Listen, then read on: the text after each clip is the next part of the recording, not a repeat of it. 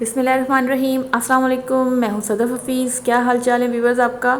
آج میں آپ لوگوں کے ساتھ شیئر کر رہی ہوں دو ریسیپیز، ایک ہے چکن نرگسی کباب اور دوسرے چکن شامی کباب، جو کھانے میں لاجواب، بنانے میں بہت ہی آسان۔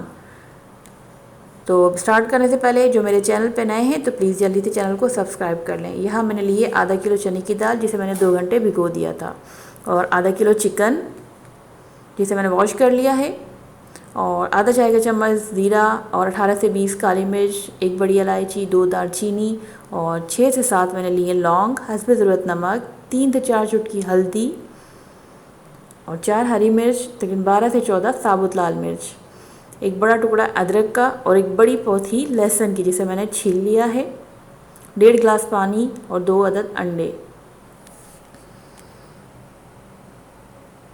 یہاں میں نے ایک برتن میں چنے کی دال ایڈ کر رہی ہوں، چکن ایڈ کر دیا، اور تمام اسپائسز اس میں ڈال دوں گی۔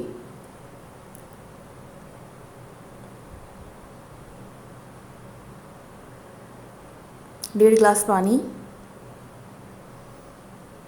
اچھے سے مکس کر کے اسے میں نے تقریباً 30 سے 35 منٹ لو ٹو میڈیم آنچ کے اوپر پکانا ہے۔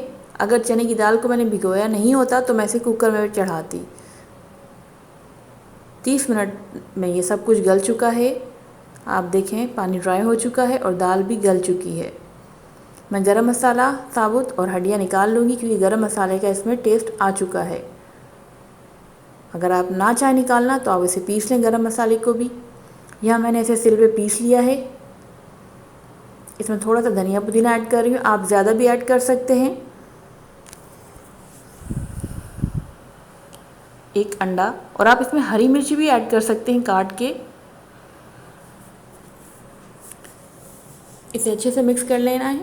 اگر آپ چاہیں تو آپ چمچ سے بھی مکس کر سکتے ہیں۔ اب میں یہاں پہ کباب بنا رہی ہوں، اور دوسری طرف میں نرگسی کباب، یعنی کہ مکسچر یہی ہے۔ اب اس میں نے بوائل انڈا ایڈ کرنا ہے اور اسے فولڈ کر دینا ہے۔ جس شیپ میں چاہیں آپ بنا سکتے ہیں۔ مجھے اس شیپ میں آسان لگا تو میں نے اس شیپ میں بنا لیا۔ انڈے والے ہو گئے نرگسی کباب، اور دوسرے ہو گئے شامی کباب۔ اسی طریقے سے میں نرگسی کباب پھر سے اگین بنا رہی ہوں آپ کو بتانے کے لیے۔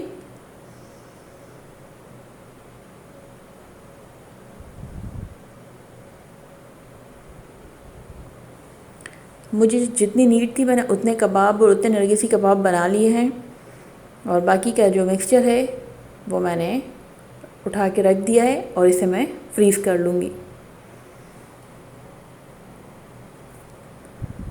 دوسری طرف میں نے 1 عدد انڈا لیا ہے جسے میں پھینٹ رہی ہوں۔ چولہے کے اوپر میں نے پین چڑھا دی ہے، اور اب میں اس میں ایڈ کرنے لگی ہوں آئل فرائی کرنے کے لیے۔ اب میں نے اسے لو ٹو میڈیم آنچ کے اوپر فرائی کرنا ہے، اچھا سا کلر آنے تک۔ الٹ پلٹ کر میں نے اسے فرائی کرنا ہے جب تک یہ گولڈن براؤن نہ ہو جائے۔ دیکھیں ماشاءاللہ سے کتنا پیارا کلر آ گیا ہے، بہت ہی اچھی خوشبو آ رہی ہے۔ دوسرا چولہا بھی میں نے آن کر دیا ہے، اور اس چولہے کے اوپر میں نے رکھ دیا ہے توا گرم کرنے کے لیے بہت ہلکی آنچ کے اوپر۔ اب یہاں سے میں کباب فرائی کر کے اس توے کے اوپر شفٹ کروں گی تاکہ کباب خستہ رہیں۔ یہاں میں نرگسی کباب فرائی کر رہی ہوں۔ کباب کو دوسرے توے کے اوپر بھی الٹنا پلٹنا ہے، صرف رکھ کے چھوڑ نہیں دینا ہے۔ یہاں میں نرگسی کباب بھی ریڈی ہو چکے ہیں۔ ماشاءاللہ سے دیکھیں کیا خوبصورت کلر آ گیا ہے۔ اس سے بھی میں توے کے اوپر شفٹ کر دیتی ہوں۔ اب میں اس کو دکھاتی ہوں آپ کو فائنل لک۔ یہ دیکھیں ماشاءاللہ اس کا فائنل لک آپ کے سامنے ہے۔ نرگسی کباب، چکن شامی کباب، یہ بہت ہی ریشے دار اور ذائقے والے بنے ہیں، بنانے میں آسان، کھانے میں بہت ہی لاجواب۔ میں آپ کو اسے کاٹ کے دکھاتی ہوں۔